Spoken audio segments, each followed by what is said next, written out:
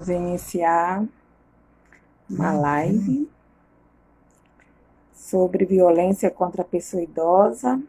Hoje a nossa convidada é a Ariane Angiolete, advogada.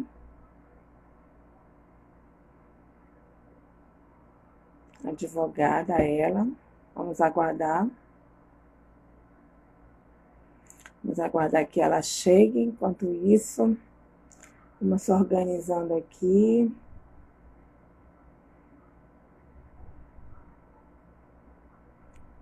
Oh, oi, Ariane.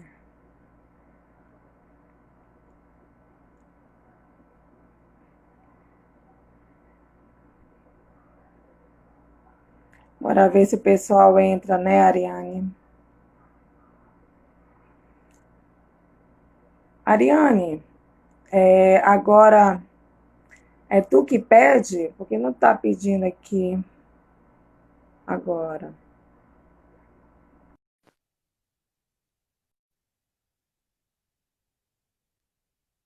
Boa noite, tudo bem? Já compartilhamos. Ah, pronto, deu tudo certo. Sim. Obrigada, Agora, Ariane, por aceitar o nosso convite.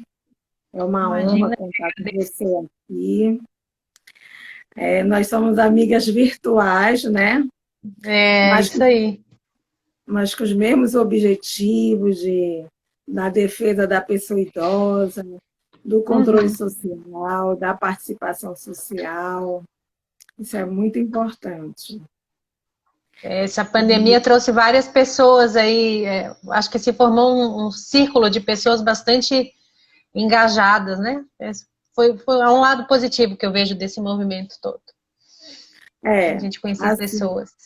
eu te confesso que eu nunca tinha feito live ou vídeos ao vivo, por sinal, não gostava. Por ser professora, a gente dá muita palestra, né, para muitas pessoas, mas assim, de vídeo mesmo, nunca fiz. Aí, por conta da Aham. circunstância, né, da pandemia, nos levou que nós tínhamos que fazer. Então, eu tive que me Sim. adaptar a fazer esse tipo de atividade, porque não para, né? Nossas atividades presenciais agora virou atividades virtuais, mas o E eu acho importante que é que a eu acho gente... que no maior número, né? Porque antes a gente ainda aqui, pelo menos, sou de Florianópolis, então a gente tem um trânsito meio caótico. Então a gente marcava a reunião e dizia, olha, a próxima reunião eu só posso daqui a 3 horas, porque eu tenho que me deslocar. E agora é uma reunião encaixada na outra, porque pela internet, né? Então, eu acho que a gente está trabalhando muito mais agora do que quando a gente podia zonzar aí pela rua. Pelo menos Eu, minha com percepção certeza. daqui, né? Não, aqui Minha também. percepção Às daqui. vezes eu chego à noite em casa, eu estou exausta. Assim, É. eu fico em casa, aliás, né? Mas é o dia todo. Atividade virtual, os afazeres Sim. domésticos, que não para, né? Por exemplo, agora eu digo, olha, eu vou entrar ao vivo, tá todo mundo já jantado, ninguém me perturba, pelo amor de Deus. Já deixo todo mundo aqui orientado. Sim. Se tu quiser, se pudermos estar falando, né, dia 15 de julho, foi o Dia Tá. Internacional de Enfrentamento à Violência à Pessoa Idosa. E Isso. aí eu assisti uma live tua, eu acho que foi com a Michelle, né? Eu adorei a abordagem que tu fizeste. Aí eu digo, não, vamos conversar. Acho que a Ariane é uma pessoa assim formidável. Assim, eu estou assim, super feliz de estar contigo nesse movimento da Frente Nacional de Fortalecimento aos Sim. Conselhos, que Sim. eu acho assim que ainda vai dar muito mais bons frutos, né? Então vai Eu ser acredito. Sim. vai ser Bom, super a Valquíria, o que na verdade assim, a gente tem um mês, né, de junho, que a gente faz várias atividades com relação à violência à pessoa idosa. Para mim é um mês sempre de bastante atividade, até pela minha atuação aqui com os grupos e tal, então eu faço bastante palestra e visita. E nesses anos, abordando esse tema, eu percebi que a gente fala sempre, todo mundo fala a mesma coisa e a gente esquece e não aborda tantas outras coisas que envolvem a violência, né?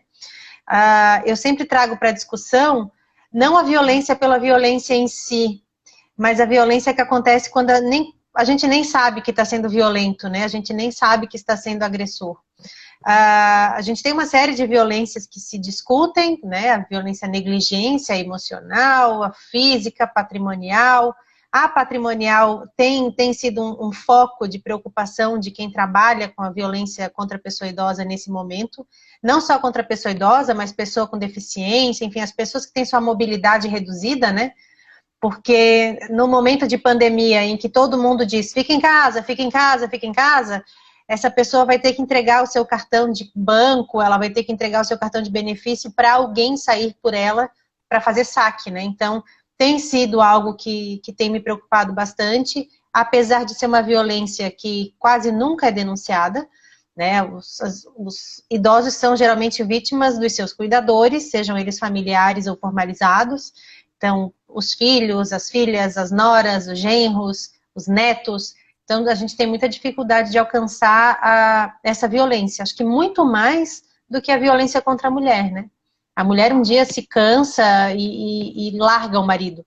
Agora, a questão do filho e da filha, né? Quando o idoso chega numa delegacia para dizer, olha, o meu filho está roubando meu dinheiro, é como se ele assinasse um termo de fracasso, né? Para aquele idoso, ele está dizendo, eu falhei como pai, eu falhei como mãe, e hoje o meu filho é desse jeito por minha causa, né? Então, a violência, ela perpassa por isso, quando a gente fala da violência contra o idoso, né? Com essa cultura de que a gente é responsável pelos filhos até os filhos morrerem. Quanto que, na verdade, a gente tem que preservar a autonomia, inclusive, das responsabilidades, né? Enfim, eu acabo sempre trazendo um exemplo que eu vi numa pesquisa de 2014 da Minayo, em que ela falava sobre cuidadores domésticos, cuidadores familiares. E que lá ela colocava o seguinte, que em até 2 anos de cuidado, um familiar se torna um potencial agressor efetivo. Por quê? Porque se você tem um idoso que requer cuidados, né, que te exijam mais cuidados, esse idoso geralmente ele vai ser colocado no cuidado de um familiar, né? Esse familiar que vai ter que desistir da sua profissão, vai ter que desistir do seu dia a dia, vai abrir mão muitas vezes de uma relação, né, afetiva para cuidar daquele idoso da família. E perceba, ele vai ter o sono alterado em função do idoso, a alimentação alterada em função do idoso, ele vai perder a socialização dele em função do idoso. E isso, segundo essa pesquisa, o máximo que um ser humano aguenta com essas mudanças todas, tendo um equilíbrio emocional, de saúde mental, são 2 anos. Depois desses 2 anos, aquela pessoa vai se tornar uma agressora. E aquele idoso vai se tornar vítima de violência.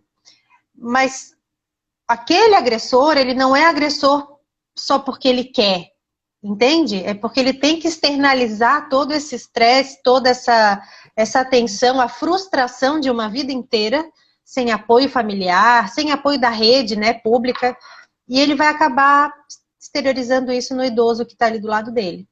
Né? É uma puxada mais, sabe? É uma segurada mais forte, é uma ofensa e tal, isso vai se repetir, né? Eu queria fazer 2 observações na tua fala. Na primeira, sobre a questão da violência intrafamiliar, né? Uhum. É diferente a denúncia, quando é feita na delegacia, é uma denúncia que foi o próprio idoso, normalmente, que está fazendo o registro da violência que está ocorrendo dentro de casa. Já pelo Disque 100, é normalmente uma denúncia anônima. Sim. E quando é essa denúncia anônima, o conselho vai verificar se realmente está ocorrendo uma violência, normalmente o idoso nega. Ele chega Sim. assim, se ele está com baque, sofreu algum tipo de violência física, ele nunca vai admitir que levou o empurrão do filho ou da filha. Não, ele diz, eu caí no banheiro. Ele não admite. Uhum. Então, há uma diferença no perfil, né, do idoso Muito embora na delegacia, na delegacia e do Disque 100. na delegacia sempre também tem o registro de um filho que denuncia o outro, sabe? Também tem isso, assim, né? Eles denunciam não como vítimas, mas como testemunhas, assim, também existe bastante. Mas é uma visão da realidade. Diz que 100 ele vem de maneira anônima e o idoso... Mas eu faço só uma observação em cima dessa tua fala. Isso aconteceu aqui comigo faz um mês, mais ou menos. Eu estava conversando com a juíza aqui da Vara da Violência Doméstica, e aí ela disse, eu estou com um caso que eu não sei o que fazer. O idoso é vítima da irmã, eles moram juntos, ele não tem filhos, ela não tem filhos, eles moram numa casa que era de herança, que é dos dois, né? Os dois são idosos, e eu não tenho como determinar uma medida de afastamento, né, de proteção, para que ela se afaste do irmão, porque eu não tenho onde botar esse idoso. Então, sabe, são várias coisas, não existe uma casa de acolhimento, não tem uma casa de passagem, não tem um lugar para onde você vai tirar o idoso. Então, quando diz que 100, chega a pessoa lá e diz, oi, tudo bem? Santa Catarina, né? Santa Catarina. Diz, olha, teu filho está se batendo, e aí ele vai, o que o idoso vai falar, tá? Não, ele está me batendo. E aí ele vai voltar e vai continuar morando com aquele que está batendo nele? Entende? Então, a gente não tem um suporte para onde levar o idoso até que esse inquérito corra, até que o CRAS e o CREAS venham para buscar os vínculos familiares, para descobrir algum parente que mora longe que possa cuidar do idoso. Então, essa questão aí da denúncia da violência, eu acho que ela é importante hoje para a construção de dados.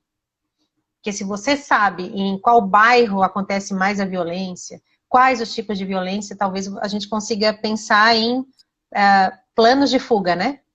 Mas a gente está muito longe disso. Olha só, aqui no Conselho Estadual do Idoso do Pará, Ariane, nós recebemos muita denúncia de violência do tipo negligência e violência financeira. Uhum. E normalmente os agressores são os filhos, normalmente, 90%. E as vítimas são mulheres. Tá? Esse é o perfil, assim, geralmente, das nossas denúncias. E aí, assim, o que eu vejo, né? Eu acredito muito na educação. Eu acho que a educação é a base de tudo.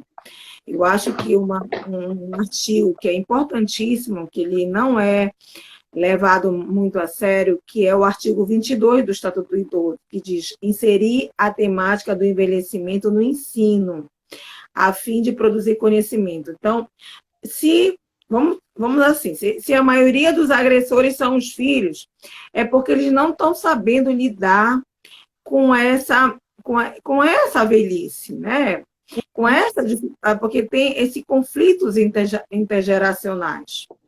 Uhum. Eu acho que se trabalhar isso na escola mais, mostrando para a criança, para o jovem, para o adulto, que envelhecer é um processo natural do ser humano, que cada um tem sua particularidade, eu acho que, minha opinião, pode minimizar muito esse tipo de violência que vem ocorrendo.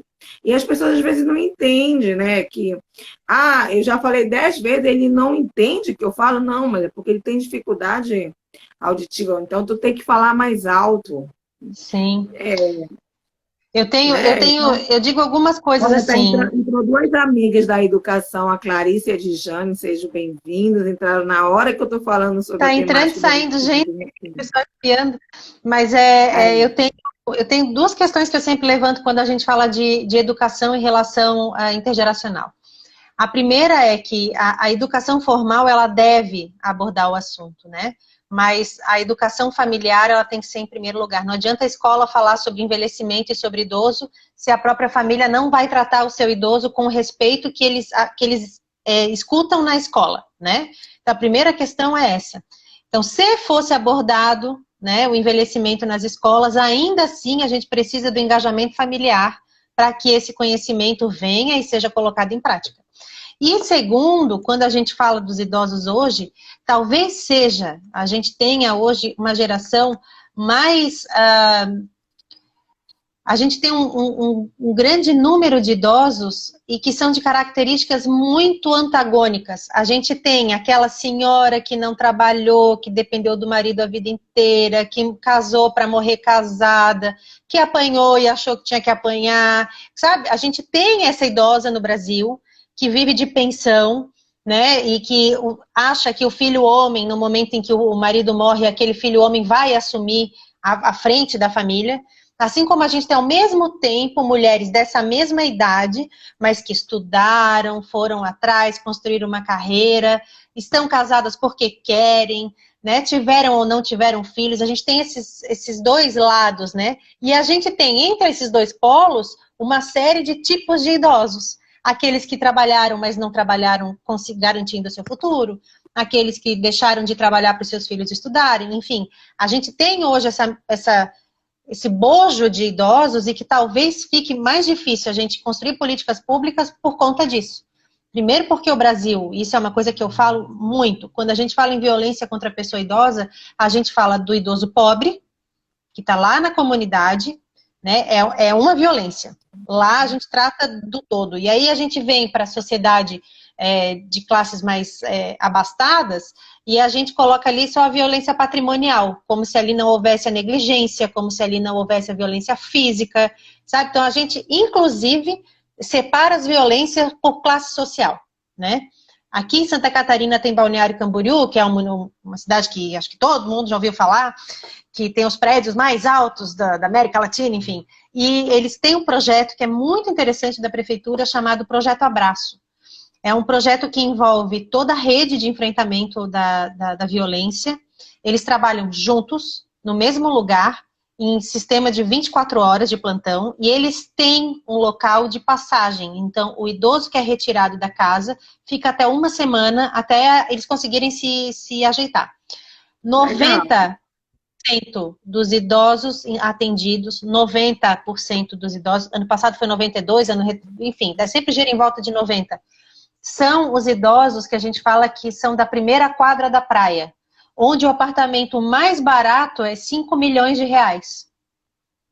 Então a violência em Balneário Camboriú não está lá na comunidade, está de frente para o mar, entende? Mas até chegar ao Projeto Abraço, todas as atividades que estavam enfrentando a violência estavam direcionadas lá para a comunidade, porque a gente também acha que é o pobre que é o violento. Entende? Porque a gente tem essa questão cultural também, que a violência só está lá, né? Na verdade, a comunidade pobre é a que é mais fiscalizada. Se uma criança grita, chora e reclama num prédio de alta classe, ninguém entra. Se uma criança grita ou chora, menos até do que essa outra do prédio famoso, do prédio chique, chora no meio de uma comunidade, o conselho tutelar bate lá, no dia seguinte. E não tem quem salve, né? Tira a criança, leva embora. A mesma coisa é o idoso, né? Então, as políticas públicas nossas, elas falham muito nisso, assim, né? A gente estratifica a sociedade e a gente acaba colocando em cada estrato da sociedade um perfil, enquanto, na verdade, não é isso, né? Mas aqui, Balneário Camboriú me chama muito a atenção, porque já tiveram casos de uma idosa pegou um grampo de roupa, botou um bilhetinho dizendo assim, socorro, apartamento tal, e jogou para a avenida. E alguém que estava passando pegou aquilo ali, ela botou o nome do prédio e o número, e ele foi levar para o porteiro ligou para a polícia, que ligou para o Abraço, e eles foram lá. Um apartamento de frente para o mar, 4, 5 quartos, e a idosa era mantida no espaço da empregada doméstica, fechada lá. Né? Então, a violência perpassa por todo mundo, né? É verdade. E eu vejo assim também que é muito importante, às vezes, fazer uma intervenção no sentido de diminuir o conflito entre as gerações. Porque, às vezes, o que acontece é que também aquele filho está precisando de ajuda, que às vezes é dependente químico, então, a gente também tem aqui um projeto que a gente ainda não colocou em prática, mas a gente está discutindo isso aqui, a possibilidade de implantar, tipo assim, uma mediação de conflitos. Em vez de judicializar logo, não, ver o que está acontecendo, discutir com a família, porque às vezes está certo, as pessoas já agem por maldade, mas às vezes não, é por não compreender. E isso é muito importante, né? E eu acho que a maior parte da violência é a parte daí, tá? Da pessoa não entender que está sendo violenta e do outro não se entender vítima. É isso, com certeza. Isso, infelizmente, é muito comum, né? Sim. Ariane, eu assim, diante da pandemia, você tem tido muito casos de violência doméstica nesse período agora? Aqui até me chamou muito a atenção, porque eu participei de duas, uma live e umas 3 reuniões com a rede de proteção ao idoso. Aí eu estou falando de São José, que é o município que eu moro, que é do ladinho de Floripa. No primeiro mês de pandemia, em que a gente ficou de fato em isolamento, que teve lockdown aqui, ninguém podia sair, ninguém podia nada, não houve nenhum registro de ocorrência na delegacia. Ou seja, se partiu de 70, 80 registros mensais para 0. Isso com relação à pessoa idosa. São José tem, São José, todos os nossos municípios aqui da Grande Florianópolis têm. E perguntei para a psicóloga, a gente estava fazendo a gente dividiu algumas aulas na universidade, eu e a psicóloga da DPCAM aqui. E eu disse para ela, mas o que tu acha que está acontecendo? Ela disse, olha, o que acontece hoje? Alguém sabe que um idoso é vítima. Qual que é o caminho que está tendo? É a internet. Precisa ir lá na delegacia virtual, acessar o site, preencher um cadastro e escrever o que está acontecendo. Ela recebe esse boletim de ocorrência, a psicóloga, e ela entra em contato por telefone com a vítima, para verificar o que está acontecendo, se a vítima quer representar, se ela quer uma medida de afastamento, enfim. Agora vamos lá. De novo, a gente tem todo tipo de idoso, né? A gente tem o idoso que usa o computador, que usa a internet, mas a gente tem o idoso que não. Se o idoso é vítima dentro de casa, e eu tenho casos de que a filha olhava tudo o que a mãe fazia no celular durante o dia, ela olhava à noite. Como é que essa mãe vai acessar uma delegacia virtual? Entende? E depois ela vai mandar um boletim de ocorrência e aí vai tocar o telefone dentro de casa para falar sobre a agressão que está acontecendo dentro de casa e que por decreto está todo mundo dentro de casa. O idoso não consegue nem se trancar no banheiro para dizer, olha, meu filho está me batendo. Então, o que eu vejo, assim, dois lados. Primeiro, a gente está falando mais sobre a violência, talvez estejam levando mais a sério a relação, né, que existe de violência dentro das casas, porque está se falando mais nisso, tanto da violência contra o idoso, contra as outras violências domésticas, mas os registros por parte das vítimas diminuiu bastante, pelo menos aqui em Santa Catarina, tá? Porque se precisa dessa capacidade tecnológica que nem todo mundo tem. E uma outra coisa que eu costumo dizer, aqui, ano passado, a gente teve uma briga muito grande, o Conselho com a Secretaria de Desenvolvimento Social, porque eles queriam fazer a nossa conferência estadual pela internet. Eles não queriam pagar as despesas dos idosos, né? E aí a gente sentado com a secretária, eu disse assim, olha só, se você viajar 40 quilômetros aqui em direção à nossa BR-282, que é onde começa a nossa serra, ali não tem internet. Não pega a internet.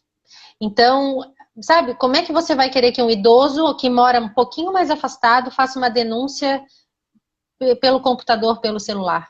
E aí, toda a parte do Disque 100, que você conhece tanto quanto eu, a denúncia do Disque 100 vem para os órgãos da rede de enfrentamento, né? Quem está trabalhando agora, Valquíria? Quem é que está... o Conselho Estadual do Idoso, com certeza até pouco tempo, se ainda não se mantém, está trabalhando em casa, né? Cada um no seu quadrado. O pessoal da assistência está direcionado... Então, assim, durante um período aqui em São José, durante 30 dias não teve atendimento, só os de urgência. Então, os dados do Disque 100 chegaram e ficaram na caixa do e-mail de alguém. Sabe? Então, aconteceu algumas coisas assim que agora acho que já está se normalizando, mas a gente tem esses problemas. É muito legal, da onde que eu conheceria a Valquíria, entendeu? Essa parte foi muito legal do isolamento que a gente está tendo. Mas tem essa outra parte, né? A violência está acontecendo, a gente sabe que ela acontece, o problema é que se já era difícil a gente alcançar a situação da violência, agora ficou pior ainda. Ficou pior ainda. A questão que nem todos os idosos, né, têm acesso à internet, a esses meios tecnológicos, e às vezes não sabe também manusear. Isso é uma dificuldade, realmente. E a minha preocupação, assim, eu acho que o Disque 100, ele veio somar, em 2011, para estar desvelando, né, essa questão da violência que sempre teve, só que não tinha uma forma assim, de estar denunciando. Mas eu vejo ainda que precisa muito melhorar essa questão do fluxo dessa, da rede, né? O Conselho Estadual do Idoso recebe denúncia de violência, a Secretaria de Assistência recebe, o Ministério Público recebe, e aí a gente fica sem saber se estão tomando as providências ou não. Então, sabe o que acontece? Todo mundo vai todo mundo para cima da faz e acaba não fazendo, né? Vai todo mundo para cima do que é mais grave, o que se imagina que é mais grave, e o que é menos grave passa por todo mundo e ninguém faz nada. E é isso que acontece, né? Vamos ser bem sinceros, assim, é isso que acontece. Agora, tem um outro número, a maior parte dos estados tem, e que eu faço uma campanha danada para as pessoas usarem esse número, que é 181, que ele é da Polícia Civil. Então, cada estado tem a sua regulação de polícia, mas esse número, pelo menos aqui, até o Sudeste, 181 é da Polícia Civil. Quando você liga, então, quando você liga lá, você faz uma denúncia, automaticamente no sistema, a denúncia vai para a delegacia mais próxima do território em que aquela violência está acontecendo. Então, vai mais rápido, porque diz que sem ainda dá uma volta muito grande, né? Então, vai mais rápido. No caso das violências que são mais graves, eu sempre digo, olha, 181, manda isso para a delegacia civil, que é onde deveria parar as violências que são mais graves, né?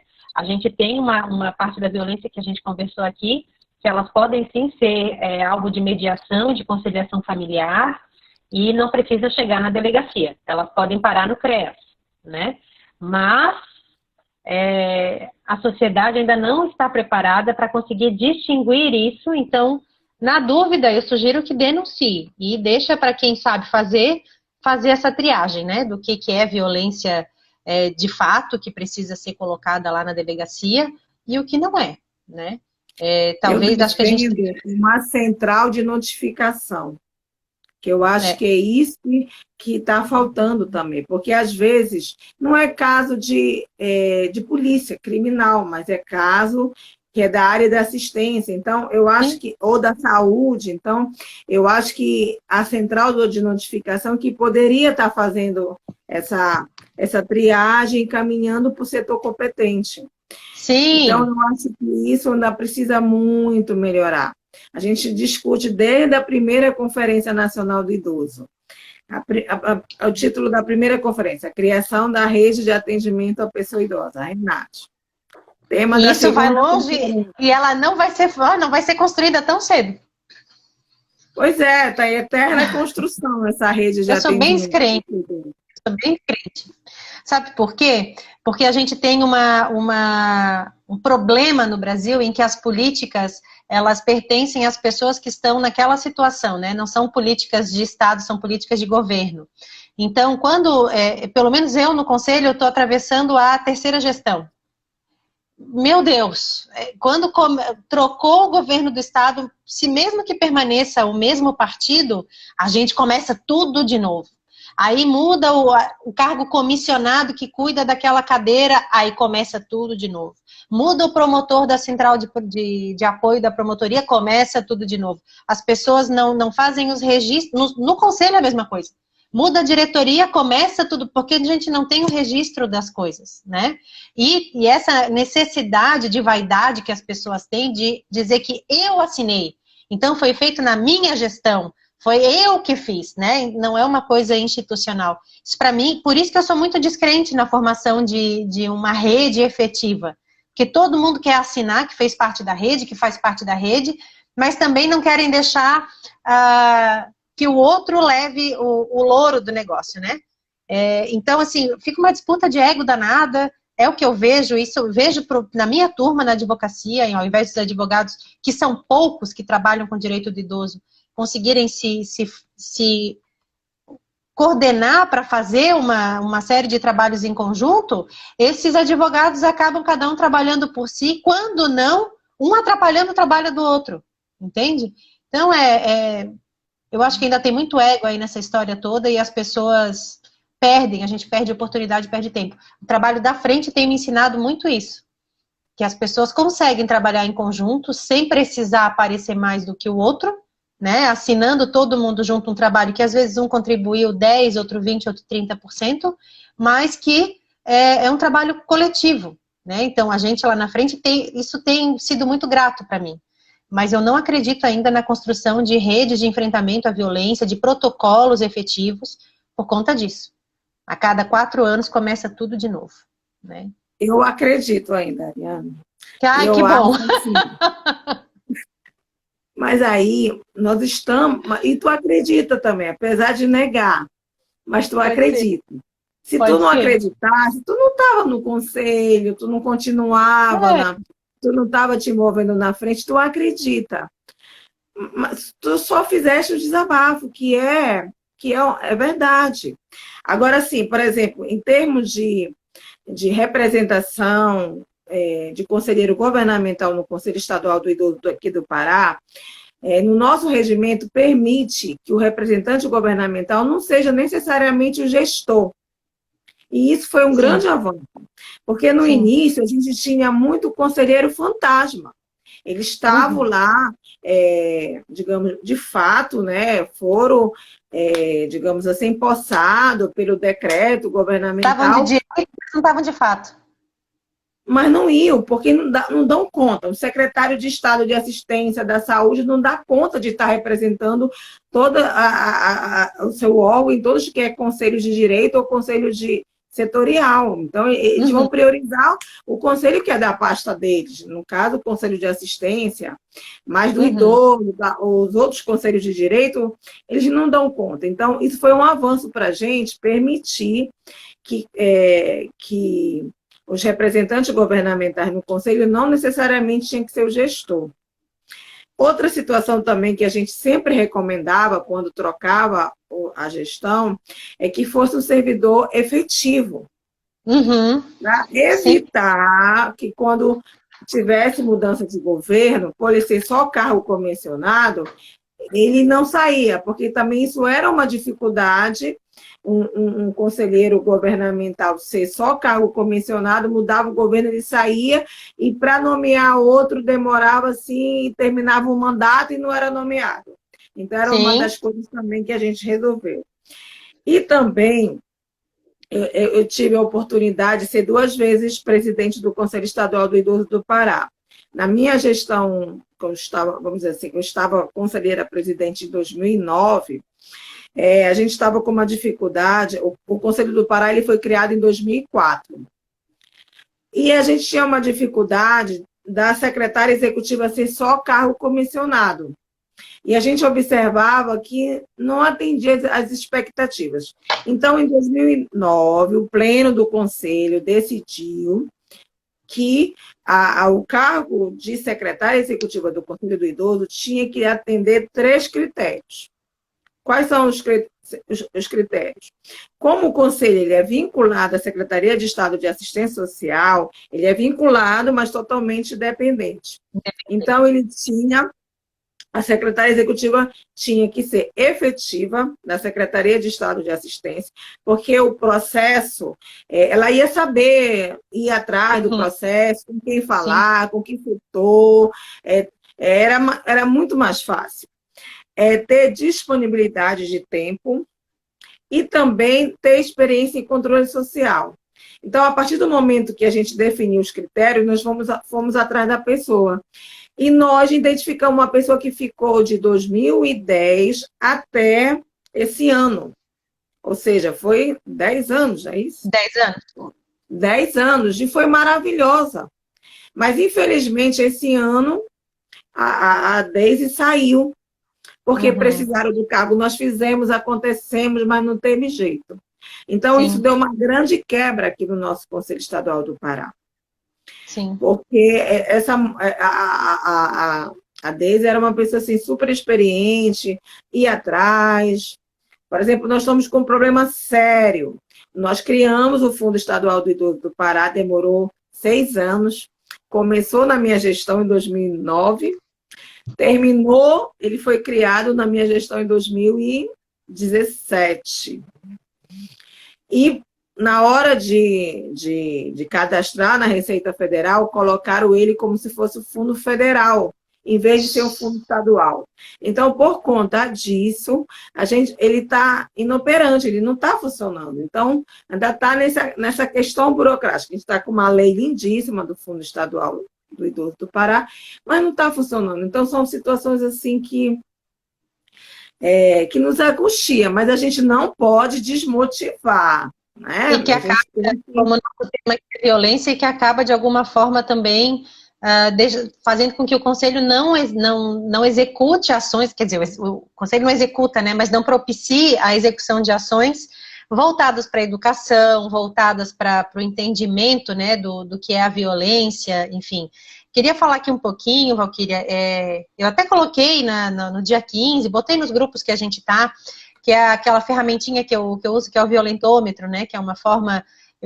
Eu busquei em Portugal, tinha um grupo que falava sobre violência contra a mulher, e eles usavam um termômetro para a mulher entender as pequenas, as médias e as grandes violências, não necessariamente que uma seja menos pior do que a outra, né? Mas aí eu trouxe para cá, isso foi 2013, comecei a adaptar, agora cada ano eu arrumo alguma coisa, digo, não, isso aqui está errado, tal. Esse ano eu realmente fiz o trabalho de casa, me sentei com o Estatuto do Idoso e coloquei lá tudo que tem no Estatuto do Idoso. E eu levo essa ferramenta para fazer oficina com os idosos, para eles entenderem que a família fazer piada sobre uma condição dele todos os dias se torna uma violência, né? Que um filho fazer chantagem com ele, olha, se tu não fizer isso, tua neta não vem mais aqui. Ai, pai, se tu não me ajudar a ficar, mãe, se tu não ficar com a tua neta durante a semana para eu trabalhar, eu vou morrer de fome. Aí vira a avó babá, né? A avó que não tem o direito sobre a própria vida, sobre a própria rotina. Então, vai desde daquela, sabe, do fazer a piadinha, do fazer a chantagem, de fingir que tem ciúme. Tem filho que diz, né, porque eu tenho ciúme de ti, não quero que mais...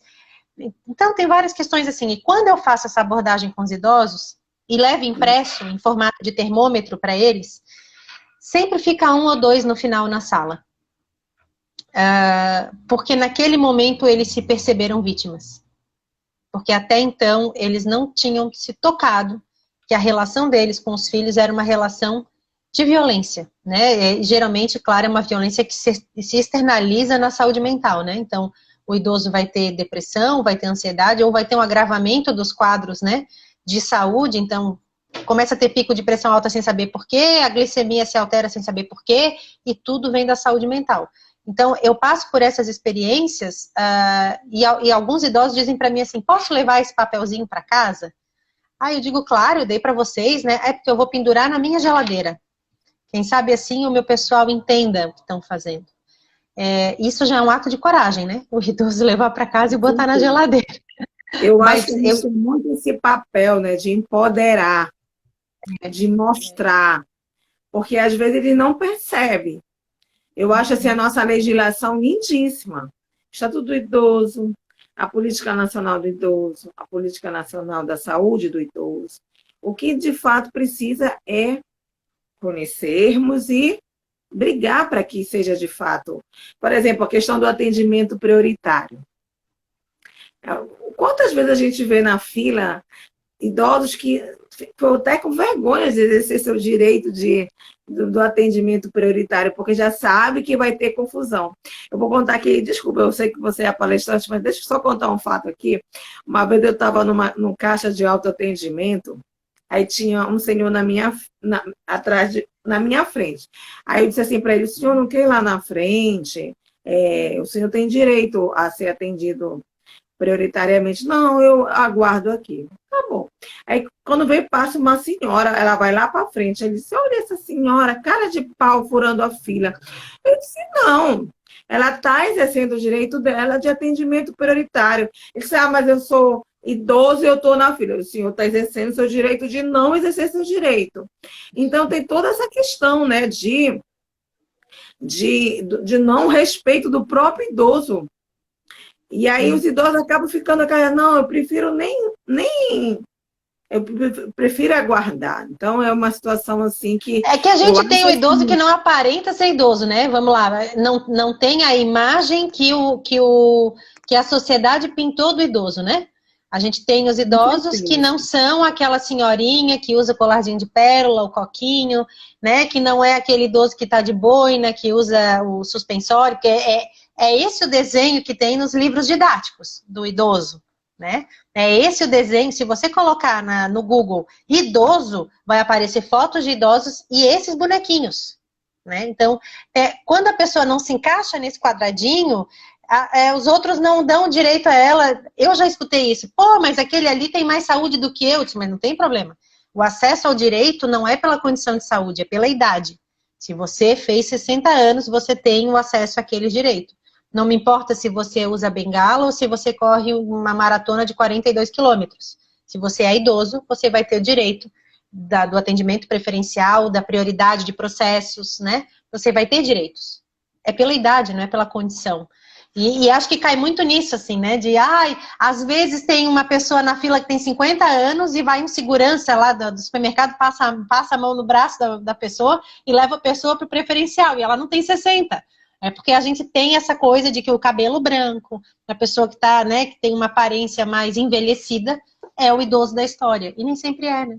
Por isso que eu concordo quando você fala que a gente tem que ter o direito de querer ou não exercer aquele direito, né? Que de fato é personalíssimo, cada um faz o seu, né? Desde que não E fira o nós outro. temos que empoderar, né, a pessoa para ela exigir seus direitos. Eu acho que isso Uhum, é muito importante. Como sim, eu achei muito legal esse teu trabalho, depois eu quero que tu me mande isso, por favor, por e-mail, porque aí é importante o idoso, não, eu quero lutar pelos meus direitos. Então, ele que tem que é, de exigir, né, que esse direito de sim, fato seja garantido. sim. Aqui, uma vez nós produzimos 20 mil exemplares de Estatuto do Idoso de bolso pequenininho, que era justamente para andar na bolsa. Como eu falava, olha, não adianta nada ter Estatuto do Idoso e vocês não conhecerem o Estatuto do Idoso. Vocês têm que andar na bolsa e ler de cor e salteado e exigir. Quando tiver, olha, está aqui. Então, foi uma experiência bem interessante que ainda tem alguns estatutos por aqui Sim. falando aqui. Mas sabe qual que é o grande problema? Que quando a gente fala com o idoso, eu participei de algumas conferências municipais aqui. E aí tinham os eixos, né? E eu acabava sempre ficando como moderadora do eixo da violência. E como a gente não tem a cultura da discussão das políticas, as pessoas iam para aquelas conferências para tentar resolver o seu problema, entende? Então, quem estava no eixo da saúde não queria discutir políticas de atendimento à saúde, né, ou de acesso à saúde. Ela queria dizer que ela estava esperando na fila do INSS há 20 dias, há 30 anos. As pessoas iam, eu dizia assim, gente, é uma grande terapia em grupo isso aqui. Porque os idosos hoje ainda não conseguem perceber isso. Então, quando você entrega o Estatuto do Idoso para eles, eles vão direcionar o seu olhar para aquilo que é de mais efetivo no seu dia a dia, que é a vaga preferencial, o atendimento preferencial, a gratuidade do ônibus a partir dos 65. Eles vão focar naquilo ali. Né? Se você perguntar para o idoso se ele tem acesso se ele tem direito à educação, à saúde, ao lazer, ele não sabe, porque para ele aquilo está muito distante. Eu sempre brinco que se a gente for pegar a legislação brasileira, e não só com relação ao idoso, mas todo esse mundaréu de lei que a gente tem, o Brasil é a Suíça. A gente é um país super mega desenvolvido, onde todos têm direito a tudo.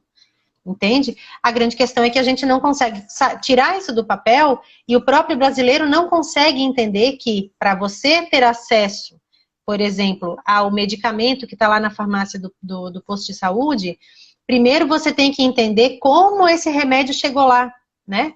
Como que são feitas as compras, como que é feita a distribuição, só que o que o brasileiro quer? Qual que é a nossa cultura? Me importa que tenha o meu remédio na farmácia escola, para eu pegar. Não me importa se está faltando para os outros. Não me importa se está vindo mais remédio para Santa Catarina do que para o Pará, desde que Santa Catarina tenha para mim. Então, a gente tem isso, e isso é muito, eu vejo muito no idoso, que é, de novo, ele é uma população que passou pela ditadura, passou pela abertura do Brasil novamente, pegou a volta da Constituição, a Constituição mais social, uma Constituição que vem abraçar a população e diz, eu vou cuidar de você, tirando a responsabilidade nossa. Isso é uma outra coisa que eu falo para os idosos, vocês tiveram uma vida, vocês construíram todo um caminho, e não vai me dizer que agora, porque ficou idoso, virou um coitado. Né? Não vai me dizer que agora, porque ficou idoso, aquele filho que apanhou a vida inteira, aquela filha que viu o idoso bater na mulher a vida inteira, tem que agora pegar no colo e dizer, ai, meu paizinho querido. Porque a vida não é assim, né? A pessoa que fumou uma vida inteira, bebeu uma vida inteira, agora reclama porque o atendimento do SUS é demorado, entende? A gente joga muito pro colo do governo. Muito. Tem uma parcela muito grande da sociedade que precisa do atendimento do governo, do olhar das políticas públicas, mas também tem muita gente que não faz a sua parte. Não faz a sua parte enquanto membro de uma sociedade e não faz também a sua parte com relação à sua autorresponsabilidade para o que ela vai fazer da vida. É a pessoa que passa uma vida inteira, por exemplo, sem contribuir para a Previdência, seja ela a Previdência pública ou privada, e chega numa certa idade e não consegue mais trabalhar e não entende por que não consegue se aposentar pelo INSS. Não contribuiu. Vai se aposentar como? Sabe? Então, tem algumas questões aí que a gente precisa realmente do empoderamento do idoso para que a gente consiga parar de pensar só no fim da cadeia da política, né? A gente tem que entender como é que chega. Agora está numa baita discussão sobre EPIs, que não chega na casa geriátrica. Poxa vida, alguém parou para pensar qual é o caminho que você tem que fazer? Alguém tem que fazer a compra, tem que operacionalizar a distribuição, tem que fazer um levantamento das ILPIs, mandar isso para as ILPIs. Não estou defendendo ninguém, mas o que as pessoas pensam é assim, mas a minha mãe está na casa X e não foi testada ainda. O que você pode fazer para auxiliar nesse sentido, né? Para que a coisa aconteça? Então, é muito fácil a gente jogar a culpa, né? E eu acho que o envelhecimento e a violência perpassam muito por isso. A gente não assume a própria culpa, né? Nem das relações que teve, nem da forma como envelheceu. Agora, isso me traz ocorreu aqui uma situação, assim, tu sabe que há uma Eu só estou de olho grande... no sabe que tem 59 minutos, né? Tá terminando? Dá não. Não, falta 12. Me ocorreu aqui olha, o Cris Médio entrou, seja bem-vindo, entrou o Diego, maravilhoso, Eu entrou vi a alguns amigos Melissa, também. maravilhosa. Diego, Grande querido. amigo. Entrou o Renan, o Felipe Nascimento, são pessoas legais. Assim, me ocorreu aqui uma situação. A maioria das idosas, elas são muito dependentes psicologicamente dos seus maridos, né? Uhum. Uma vez eu fiz uma pesquisa aqui com idosos que estavam estudando, se alfabetizando, que tem um grande índice de idosos analfabetos. Também somos fãs de vocês, de você, Diego. Diego está dizendo que é fã fã. Também somos super fãs de você. Então, eu perguntei por que agora, com 70, 80 anos, que vocês querem estudar. Aí a maioria das histórias era assim. Elas moravam na zona rural, com 12 anos vieram para a zona urbana, casaram. Aí a prioridade delas era cuidar dos filhos, do marido, da casa.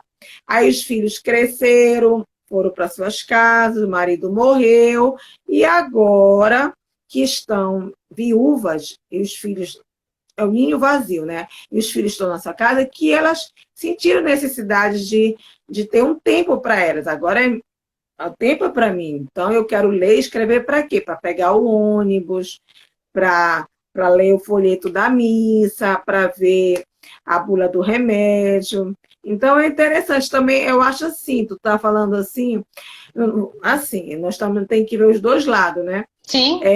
Se essas pessoas também, às vezes, não têm iniciativa, porque passaram uma vida toda tendo também digamos assim, uma vida de repressão. Sim, Né? o Brasil Não é tiveram múltiplo, direito a né? uma fala, de dar uma opinião. Sim, Né? e o Brasil é Não tem muito essa múltiplo. Eu questão. sei que a minha realidade do Sul é completamente diferente do Norte e Nordeste, completamente diferente. Eu sei disso, né? É algo que eu reconheço. Mas eu tenho uma frase que eu sempre falo, que é a seguinte: a mulher primeiro cuida e depois vai se cuidar.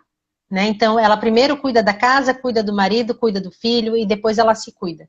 Então, isso é tanto com relação à saúde, quanto com relação à parte de educação, com a parte das redes familiares e sociais, né? E não social da internet, mas as redes sociais. É só você ver que no grupo de idosos são sempre mulheres que estão lá, né? Porque elas agora se sentem à vontade para ter o tempo delas, né? Isso quando a família colabora e não coloca o neto para ela cuidar. Mas a gente tem isso, né? A mulher é forjada para o cuidado. E isso ainda é muito cultural. Nós somos desde pequenas, eles dão a boneca para a gente cuidar. Né? Então a gente cuida, a gente cuida, a gente cuida, a gente passa uma vida inteira cuidando. E isso, cá para nós, tem envelhecido, tem feito com que as mulheres envelheçam de uma forma cada vez mais cruel, porque a gente agora assume o cuidado da família, mas também assume a profissão, assume a rua, assume, sabe, assume uma outra vida e a jornada tripla, quádrupla, e isso traz para a gente um envelhecimento muito duro, né? Porque é uma carga que nós carregamos e que socialmente é vista de uma forma muito naturalizada. Você trabalhar até as 10 horas da noite, chegar em casa, ter que lavar, passar, cozinhar, porque no outro dia alguém precisa comer. Então, é muito naturalizado e a mulher envelhece de uma forma muito mais... Talvez a saúde não esteja tão fragilizada quanto a do homem, porque o homem realmente não se cuida, né, de uma vida toda, mas emocionalmente o envelhecimento é muito mais duro com a mulher do que, como você for ver, a gente aceita o careca, a gente aceita o homem gordinho, a gente aceita o homem que tenha a cara enrugada. Aliás, ele fica tão charmoso quando ele fica com cabelo branco, né? Mas a gente não aceita a mulher de ruga. A gente não aceita a mulher de cabelo branco. A mulher tem que fazer plástica, a mulher tem que fazer botox, a mulher... Então, para ver como o envelhecimento para a mulher é muito severo. E isso é uma violência cultural, né, que é pior, para mim a pior de todas, é a cultural junto com a institucional. Então, o envelhecimento para a mulher é muito mais cruel. É cruel, a gente nem percebe isso. Talvez a gente perceba quando não dá mais Inclusive, tempo. Ariane, a gente aqui tem um projeto de trabalhar a temática do envelhecimento na escola. Então, a gente trabalha em todos os níveis de ensino, infantil, fundamental e médio. No ensino médio, quando é numa aula de sociologia, a gente intitula a aula Cabelos Brancos, porque a mulher de cabelos brancos, ela é desleixada, jogada. O homem de cabelos brancos, não, ele é o charmoso, né? Charmoso, E é o aí a Antônio questão também da sexualidade, sempre porque fala Antônio Fagundes. a mulher, se for velha, for namorar com um menino mais novo, ela é papa-anjo. Não sei se tu conhece esse termo, Não, papa-anjo. no mínimo ele é um gigolô e está se aproveitando dela. É por aí, né? Agora, se for o homem mais velho namorar com a mais nova, olha, ele é, né? O Garanhão. garanhão. Então, tem mesmo essas questões culturais que a gente precisa desmistificar. Sim, Né? Eu sim. acho que as pessoas têm direito de Né? escolha. Se é mais novo, se é mais velho, se ficar calor ou ficar branco. Eu estou Isso de vai de olho aqui você. no horário, a gente Cabelo só tem curto, mais 3 cabelo... minutos. A Como? gente só tem 3 minutinhos aqui no horário que a gente começou a live. Passa rápido. Já vai terminar? Sim, 59 minutos ele tira a gente do ar. O Instagram é cruel com isso. Dá É. 59 minutos ele fecha. Mas assim, ó, o que eu queria deixar para o pessoal aqui, que eu sei que depois você vai deixar o teu vídeo, é que a gente precisa falar sobre envelhecimento, né? Eu coloquei no meu Instagram, eu tenho feito lives que são sobre os envelhecimentos, que o Diego chamou de marginalizados, né? Eu falo que são os invisíveis, que a gente não enxerga. A gente precisa falar do envelhecimento como um todo e dos envelhecimentos de segmentos, né? Então a gente tem a população LGBT que envelhece de um jeito, a população negra que envelhece de outro, a gente tem a pessoa com deficiência que envelhece de outra forma, a gente tem o velho indígena que nem é visto, né? E depois, estratificado isso por gênero, a gente vai ter o envelhecimento masculino, o envelhecimento feminino, e a gente não dá para colocar todo mundo numa caixinha. Não dá. Se compara muito a questão da criança, adolescente e idoso. Ainda que não dê para se colocar crianças numa caixinha, até determinado período, o desenvolvimento dela, os estímulos que ela precisa são os mesmos, né? Mas a partir dali para frente, cada um tem a sua individualidade. E isso vai se refletir na sua forma de envelhecer. Então, se eu puder deixar alguma mensagem entendam que cada um envelhece ao seu jeito. E o desafio é a gente conseguir respeitar isso e garantir esse envelhecimento, cada um do seu jeito, com segurança e com qualidade, né? E a qualidade não é sinônimo de dinheiro. Qualidade é sinônimo de uma vida saudável, equilibrada e sustentável, né? É você conseguir ter aquilo que precisa para ser feliz. Às vezes uma pessoa precisa de um iate, às vezes alguém precisa só de uma cabaninha na praia, né? Então a sustentabilidade emocional, para mim, é o mais importante. O importante é ser feliz, né? É isso. Eu sempre digo, é uma coisa que eu aprendi muito. Às vezes eu prefiro ser feliz do que ter razão. Sim. Porque isso tira tão peso da nossa cabeça. Sim. Ela fala, tá bom, então tá bom, tu tá com razão. Pronto. Fica simples assim, gente. E a gente vai seguir a nossa vida, né? A gente tem que... E eu gosto muito de finalizar da frase do Mário Quintana, que diz: a arte de viver é a arte de conviver. Mas quão difícil é isso? Né? Então, eu acho que é isso mesmo, né? De a gente saber conviver com as diferenças, com as formas de pensar das pessoas, de agir. Às vezes as pessoas têm algumas atitudes que às vezes não é por mal, mas pela própria criação que teve. Então, a gente tem que aprender. Nesses nossos grupos virtuais, eu tenho aprendido bastante, até como me posicionar, como perdoar, como não se estressar. E eu já me estressei. Confesso. Eu também, mas a gente releva. Tem que relevar, né? Ariane, muito obrigada. Entrou a doutora Regiane, que é geriatra também daqui do Pará. Muito obrigada pela tua participação. A Letícia entrou aqui com a gente também, tua amiga da Comissão do Idoso, da OAB. Sim. Sim. Eu vou até ter uma live com ela também. Lembra só, depois, quando terminar aqui, salvar no IGTV, que nem a gente conversou no... Ai, meu Deus, tomara que eu saiba, mas eu vou Tá bom? aqui. Muito obrigada. Tá certo, Foi maravilhoso. Eu aprendi muito contigo, sempre aprendendo. Você é uma pessoa, assim, iluminada. Eu acho que veio somar com a gente. Obrigada. Olha a Letícia está aí ainda. Letícia. Letícia é uma querida. Te agradecer muito por todo o contato que a gente vem tendo, né, e todo o trabalho. E quero deixar um convite amanhã às 10h30 da manhã no meu Instagram. Vai ser a última das lives que eu vou falar com uma mãe e advogada, que é vice-presidente da Comissão do Direito da Pessoa Idosa, sobre o envelhecimento das pessoas com deficiência intelectual. Então, do autista, do portador de Down, as pessoas que precisam de um olhar também diferenciado, porque eles envelhecem antes da gente, né? Com 40, 50 anos, eles já são idosos. Então, amanhã às 10h30 da manhã, quem puder, senão depois eu disponibilizo o vídeo também. Tá certo? Obrigada pelo convite. Com certeza eu vou estar te prestigiando, que o debate vai ser riquíssimo e é importante, viu? Eu acho que essas temáticas que tu vem trazendo... A live tua do Diego foi maravilhosa. Eu assisti... O Diego é incrível. O Diego é maravilhoso, né? Entrou o Tenildo aí do... Aliás, eu me senti muito honrada, porque foi comigo que o Diego fez a primeira live da vida dele.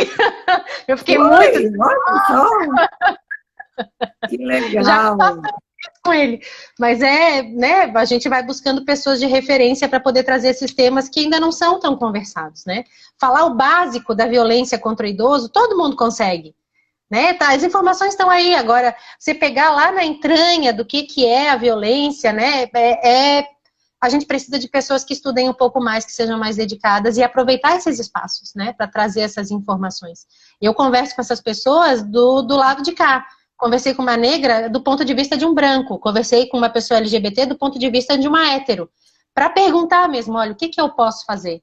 Né? Daqui do meu lugar, o que eu faço para te ajudar, para ajudar aqueles que tu representa? Né? E a gente tem que começar a fazer isso mesmo. Né? É começar a se colocar à disposição do outro. E é esse o caminho. É esse o caminho. Não sei quanto tempo que a gente tem. Já apareceu aí para ti assim, a falta 20 segundos? Aparece. Não apareceu. Daqui a pouco vem um falta 20 segundos. Aí dá um desespero. Mas é nesse... 12 segundos. 12, apareceu. Então, tá. Querida, um beijo. A gente se vê aí no